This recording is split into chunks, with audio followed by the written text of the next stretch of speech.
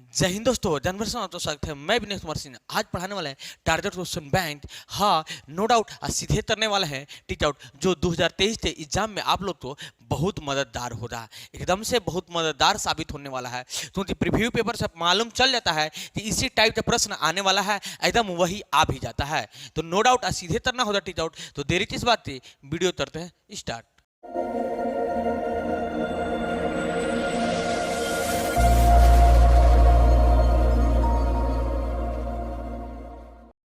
तो हमने पिछले वीडियो में आप लोग तो 2017 तक के प्रीव्यू पेपर तो बता दिया था, फर्स्ट सिटिंग और सेकेंड सिटिंग। हाँ, 2011 से 2017 तक कंप्लीट है। अगर आप लोग देखना चाहते होंगे तो प्लेलिस्ट में ऑलरेडी लिंक मिलने वाला है, सिर्फ जाके देखने की जरूरत है। नो डाउट सीधे करने की जरूरत है टिक आउट। तो आज जानने वाले हैं 2018 के प्रीव्यू पेपर से ऑब्जेक्टिव नो डाउट कैसे किया जाता है टिक आउट। चलिए देख लेते हैं। तो फर्स्ट आज के लिए प्रश्न जो ऑलरेडी आप लोग स्क्रीन पे दिखाई दे रहा है, क्या कह रहा है सर जी? संख्या 0.32 टू के ऊपर बार है तो p बाई क्यू के रूप में, जहां p कोमा क्यू पूर्णांक है, क्यू नॉट इक्वल टू 0 लिखा जा सकता है। इससे मतलब p बाई क्यू के रूप में व्यक्त करना है तो एकदम इजी तरीका है। h इक्वल टू मान लेंगे 0.3222 बार है, इसका मतलब यह बार बार आएगा। हाँ, लिमिटेशन इसका नहीं है। अब लिखते हैं इसको समीकरण मान लीजिए, या लिखते हैं समीकरण के दोनों तरफ 10 से गुणा करने पे 8 है, 8 अंक पे बार है तो 10 से गुणा कर देंगे। 10 इक्वल टू 0.10 में जब इसमें हम 10 से गुणा करेंगे तो 8 अंक होगा और इधर आ जाएगा, ऐसे हो जाएगा। कोई दिक्कत? 8 अंक 10 से गुणा करेंगे तो 8 अंक चलेगा, 100 से गुणा करेंगे तो 2 अंक चलेगा। फिर इसमें हम करते हैं 100 से गुणा। क्या करेंगे? इसमें 100 से गुणा करेंगे तो आ जाएगा हमारा 10। इसको समीकरण फर्स्ट कर देते हैं। 100 से गुणा करेंगे तो आ जाएगा हमारा, इसमें 100 से गुणा करेंगे तो 100h, इसमें जब 100 से गुणा करेंगे तो 2 अंक हिल जाएगा, 2 2 2 2। इसका लिमिटेशन नहीं है कि कितना होता है, इसको समीकरण 2 कर देते हैं, एकदम इजी में बिजी हो जाना है। समीकरण 2 माइनस 1 से कर देते हैं। नो डाउट सीधे करना होगा टिक आउट। देखिए 100h इक्वल टू 32.222, देखिए 10h इक्वल टू 3.2222। ई 2 का लिमिट नहीं है, आगे बढ़ा भी सकते हैं क्योंकि बार बार आ रहा है। हटा देंगे 0.0000 में है 3 दिया तो आ जाएगा 29, 29 30 31 32, ठीक है ना। 90 हो जाएगा, 90h। अब देखिए तो h इक्वल टू 10 बाद 0 तो कोई महत्व नहीं होता है, 29 आई चला जाएगा 90, क्या आ जाएगा 90। नो डाउट सीधे करना होगा टिक आउट। तो हमारा 29/90 आ जाएगा। चलिए ऑप्शन में देख लेते हैं। तो फर्स्ट का 29/90 जो ऑप्शन नंबर बी में दे रहा है, नो डाउट सीधे करना होगा टिक आउट। क्योंकि इस चैनल पे ऑब्जेक्टिव को कराया जाता है नो ऑब्जेक्शन, नो डाउट सीधे करना होता है टिक आउट। चलिए नेक्स्ट प्रश्न को देख लेते हैं। प्रश्न नंबर 2 जो ऑलरेडी आप लोग स्क्रीन पे दिखाई दे रहा है, कह रहा है 2 तथा 2.5 के बीच की अपरिमेय संख्या है। देखिए थोड़ा सा दिमाग लगाएंगे, अगर 2 तथा 2.5 तो अपरिमेय संख्या होता क्या है? जो रूट में रहता है, ठीक है। तो रूट में रहता है तो √4 हो गया, √5 हो गया, √6 हो गया, √7 हो गया, √8 हो गया, √9 हो गया, √2 हो गया, √3 हो गया। यही सब अपरिमेय संख्या है, ठीक है ना।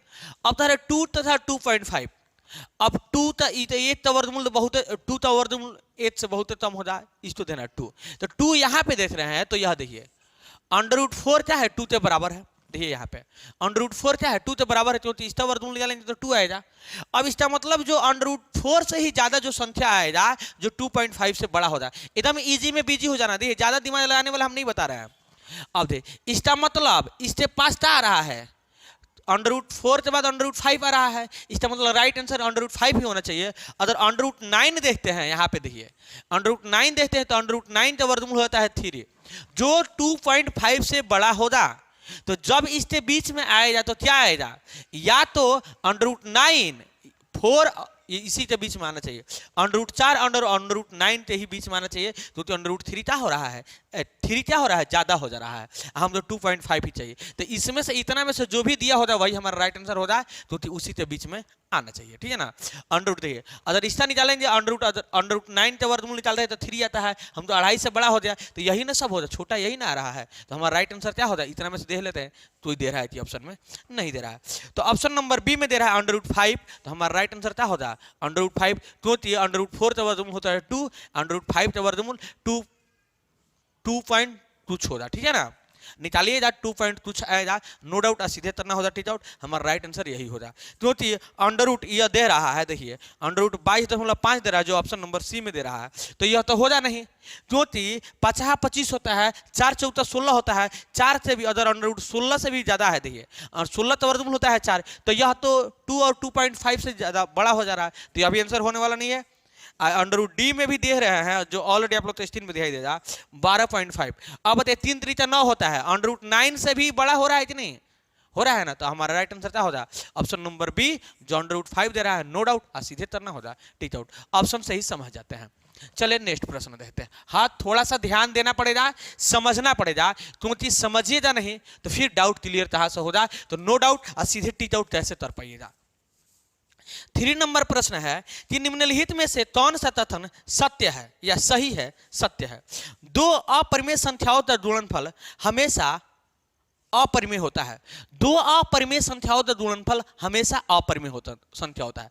अब √5 क्या है, एक अपरिमेय संख्या है, और √5 क्या है, अपरिमेय संख्या है, तो ये कह रहा है कि 2 अपरिमेय संख्याओं का गुणनफल हमेशा अपरिमेय संख्या होता है, तो ये दोनों में गुणा तो नहीं देता है, 5 आ जाएगा। बताइए यह अपरिमेय संख्या है सर जी, परिमेय संख्या है, तो हमारा option number A right answer हमारा नहीं होगा।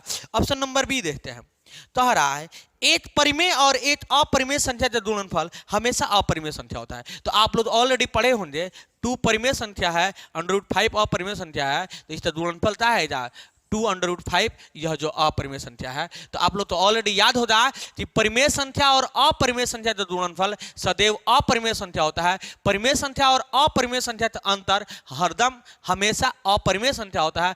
परिमेय संख्या और अपरिमेय संख्या का भागफल भी क्या होता है, हरदम या हमेशा अपरिमेय संख्या होता है। माने अंतर भी अपरिमेय और भागफल भी अपरिमेय, गुणनफल भी अपरिमेय। तीसरा परिमेय और अपरिमेयता, तो हमारा ऑप्शन नंबर बी हो जाएगा राइट आंसर। परिमेय और अपरिमेय संख्या का गुणनफल हमेशा अपरिमेय संख्या होता है, नो डाउट। सीधे करना है टिक आउट, जो ऑलरेडी आप लोग स्क्रीन पे दिखाई दे रहा है। चलिए नेक्स्ट प्रश्न को देख लेते हैं।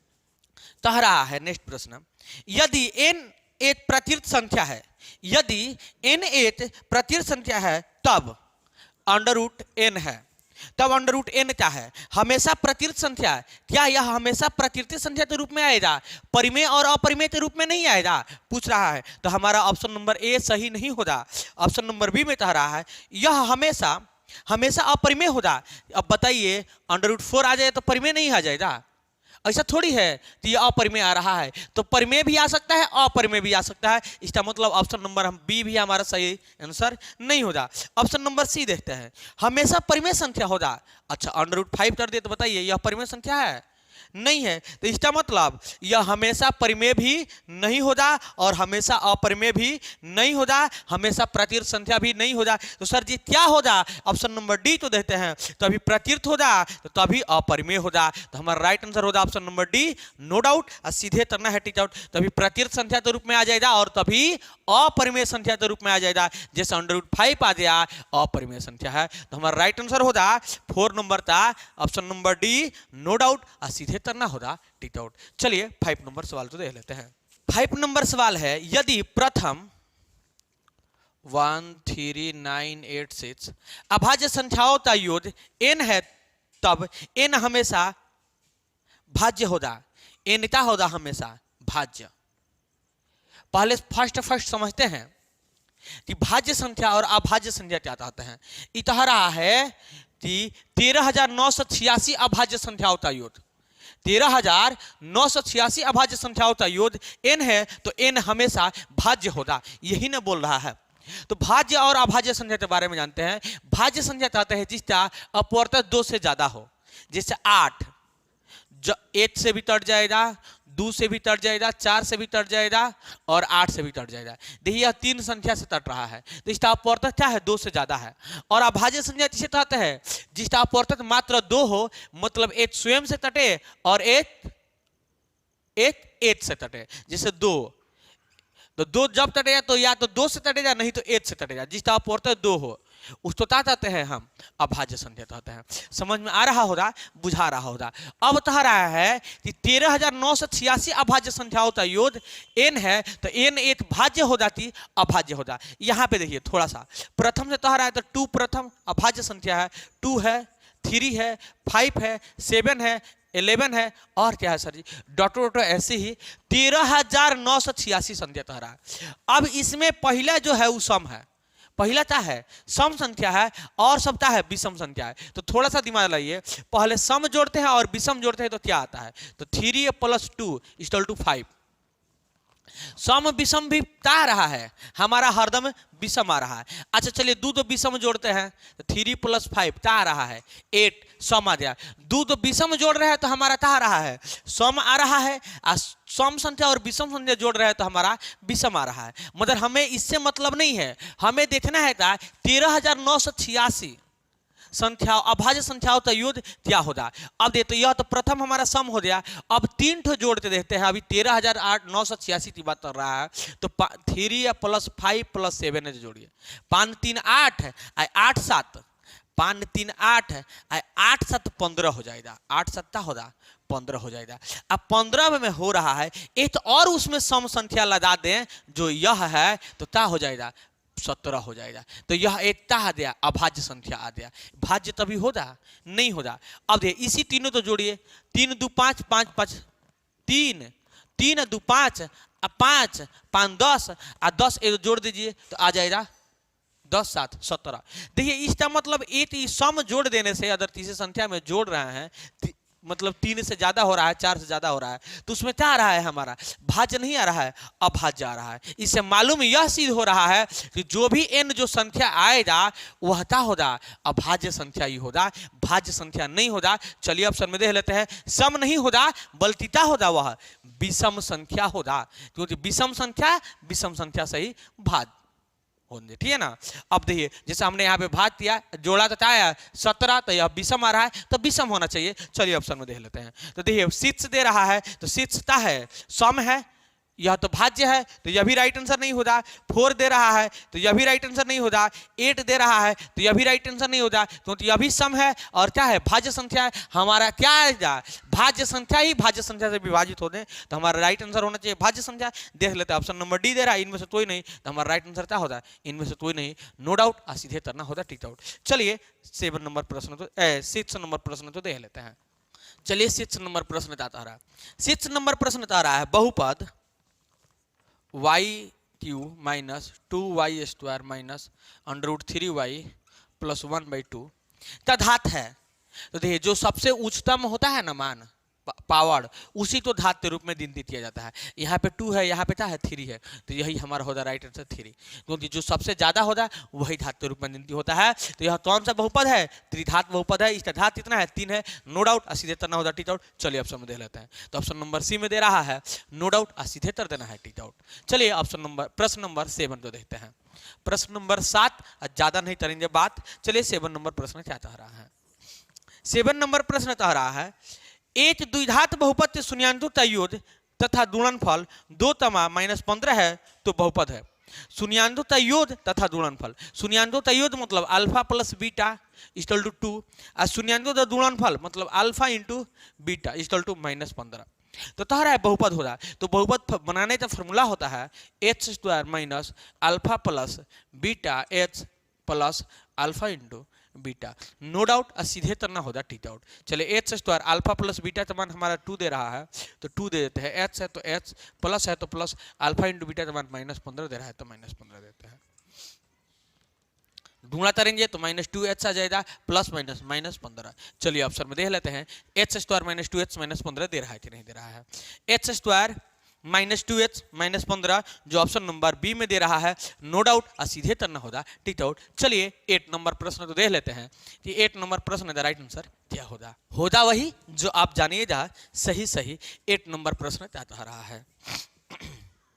कह रहा है कि 33 मानते ले रहे समीकरण युद्ध में 2h -y -3 = 0, एक और दे रहा है 2kh + 7y = 7y -5 = 0 का एक मात्रा h = 1 y = -1 है तो होगा।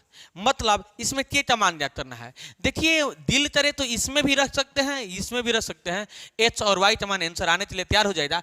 आप पे डिपेंड करता है किसमें रखिएगा। चलिए हम इसमें रखते दिखला देते हैं। ए सर जी इसमें तो के हिले नहीं है। चलिए कहाँ है 2h - y -3 = 0, इसमें हमारा के नहीं है तो इसमें रखने की जरूरत भी नहीं है। तो सर आंसर आ जाता है ऐसे, तो इसमें रख दीजिए, आंसर आ जाएगा। हमारा के का मान ज्ञात करना है। चलिए इसमें रख देते हैं 2kh प्लस है 7y -5। अब ये 2kh जहाँ पे 1 + 7 दूणे y जहाँ पे -1 -5 = 0। अब देखिए तो ढूंढना करेंगे क्या होगा 2k प्लस माइनस -7 7 -5 = 0। अब देखिए तो माइनस माइनस प्लस हो जाएगा 2k माइनस प्लस हो जाएगा तो 7 5 12 -12 = 0। तो k = 2k = माइनस में तो इधर आए तो प्लस में। अब देखिए तो 2 से चढ़ा देंगे 6 तो k = आ जाएगा 6। आंसर तो कर देते हैं फिक्स, नो डाउट सीधे करना होगा, टिक आउट। यह ऐसे ही दे दिया आप तो घुमाने के लिए, समझ में आ रहा होगा, बुझा रहा होगा। चलिए आंसर देख लेते हैं। तो 6 जो ऑप्शन नंबर सी में दे रहा है, नो डाउट सीधे करना है, टिक आउट, जो ऑलरेडी आप लोग स्क्रीन पे दिखाई भी दे रहा होगा। चलिए 9 नंबर प्रश्न तो देख लेते हैं। चलिए 9 नंबर प्रश्न कह रहा है यदि AH2 plus BH plus CH plus D त्रिघात बहुपद का शून्यांक है, शून्यांक एक शून्यांक शून्य है तो इसके दो अन्य शून्यांक का गुणनफल होगा। एक शून्यांक शून्य है, देखिए तो alpha plus beta plus gamma = -b/a, यही फॉर्मूला होता है। अब तरह ये जो शून्यांक शून्य है, अगर हम गामा का मान शून्य मान लेते हैं तो alpha plus beta plus gamma जगह पे 0 = -b/a, तो अल्फा प्लस बीटा = हो जाएगा -b/a। समझ में आ रहा होगा, बुझा रहा होगा। हमारा अल्फा प्लस बीटा का मानता आ गया -b/a। मगर इसमें कह रहा है कि शून्यांक शून्य है तो गुणनफल होगा। तो गुणनफल का फॉर्मूला क्या होता है, alpha beta into beta alpha beta into beta gamma into gamma beta = formula होता है c/a। अब देखिए हमने ये जो शून्यांक क्या माना है, शून्य माना है, तो हम यहाँ पे देखिए अब अल्फा बीटा इंटू बीटा और दामा के जगह पे क्या रखेंगे शून्य = c/a। अब देखिए तो अल्फा बीटा इंटू दूंगा हो जाता है अल्फा, हम हाँ ठीक है 0 हो जा, और यहाँ पे बीटा आएगा 0 = c/a। अब देखिए तो अल्फा बीटा = आ जाएगा c/a। 0 में दूंगा वही आएगा, यहाँ पे दूंगा का प्रोसेस होता है 0 आ जाएगा, नो डाउट सीधे करना होगा, टिक आउट। यहाँ पे बीच में भी दूंगा का सिंबल है 0 हो जाएगा। अब देखिए तो हमारा c/a हो जाएगा। चलिए ऑप्शन में देख लेते हैं। तो चलिए 9 नंबर का राइट आंसर c/a जो ऑप्शन नंबर बी में दे रहा है, नो डाउट ए भैया सीधे करना होगा, टिक आउट। चलिए 10 नंबर का राइट आंसर देख लेते हैं। 10 नंबर सवाल कह रहा है p का मान किसके लिए बहुपद h³ plus 4h² ph plus 8 पूर्णतया h-2 से भाज्य है। तो चलिए भाज्य देने की जरूरत नहीं है, एकदम इजी प्रोसेस बता रहा है। h-2 = 0 तो h = माइनस में है तो प्लस में आ जाएगा। चलिए इसको सब तो बराबर में कर देंगे।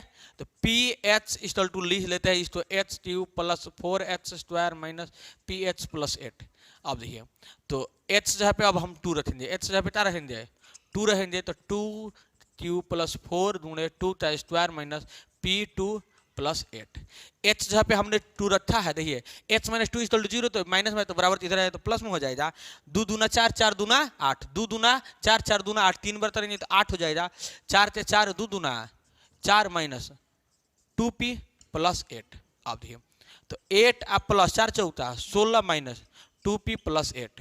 अब देखिए यहाँ पे देखेंगे कौन कौन प्लस में है, तो यह दोनों प्लस में है, तो 8 8 16, 16 16 हो जाएगा 32 माइनस 2p इक्वल टू 0।